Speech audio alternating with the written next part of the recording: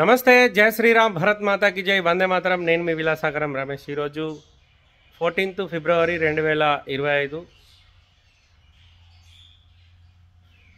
శుక్రవారం. ఈరోజు విడేస్తున్నా. ఫిబ్రవరి 14th అనేది భారతదేశానికి బ్లాక్ డే. ఎందుకంటే ఆ రోజు మన దేశ పౌరులైనటువంటి సోల్జర్స్, మన భారత సైనికులు పుల్వామా అటాక్లో చాలామంది అమరులయ్యారు. వాళ్ళందరి కోసం 2019 నుండి ఇప్పటి వరకు చాలామంది ఫిబ్రవరి 14th అంటే బ్లాక్ డేగానే సెలబ్రేషన్ చేసుకుంటారు. వాళ్ళందరి పవిత్ర ఆత్మకు శాంతి కలగాలని, మీరుంటేనే మేమున్నాం, మీరు లేకపోతే మేము లేము. ఈరోజు ఇక్కడ నేను ఈ క్షణం ఈ వీడియో తీస్తున్నా అంటే దానికి కారణం మా అందరి ప్రాణాలకు మీ ప్రాణం అడ్డం పెట్టి బార్డర్లో మా కోసం రేయింబవలు ఎలాంటి వాతావరణ పరిస్థితుల్లోనైనా మీరు దేశం కోసం మీ ప్రాణాన్ని త్యాగం చేసి దేశ భద్రత కోసం కష్టపడుతున్నారు.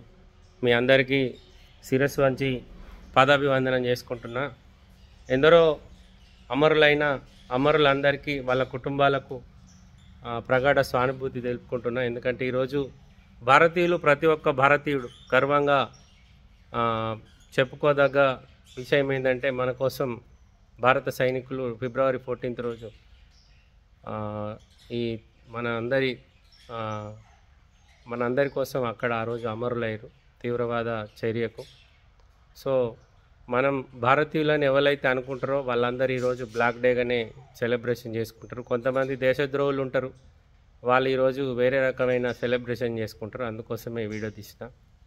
ఖచ్చితంగా భారతీయుడు ఈ దేశంలో పుట్టి ఈ దేశంలో బతుకుతున్న ఏ ఒక్క వ్యక్తి అయినా ఈ రోజును మనం బ్లాక్ డేగానే జరుపుకోవాలి. ఎందుకంటే అంతమంది సైనికులు మనందరి కోసం, మన కుటుంబాలు, మన పిల్లలు, మన దేశం కోసం ప్రాణత్యాగం చేశారు.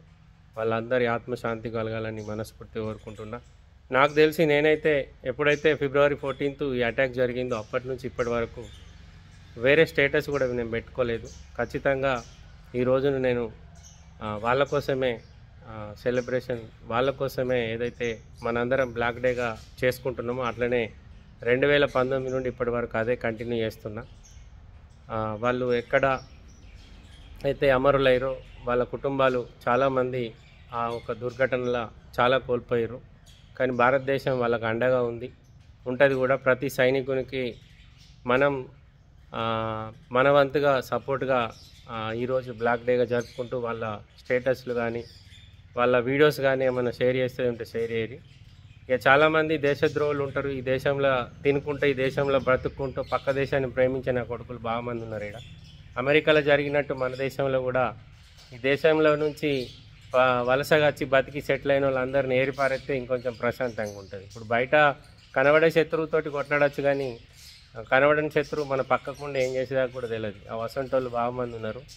ఈ రోజును కొంతమంది వేరే రకంగా సెలబ్రేషన్ చేసుకునేటోళ్ళకి కోసమే వీడియో తీస్తున్నా. ఖచ్చితంగా మేమైతే భారతీయులం, ఈ దేశంలో పుట్టినాం, ఈ దేశంలో చచ్చిపోతాం. అందుకోసమే వీడియో తీసిన.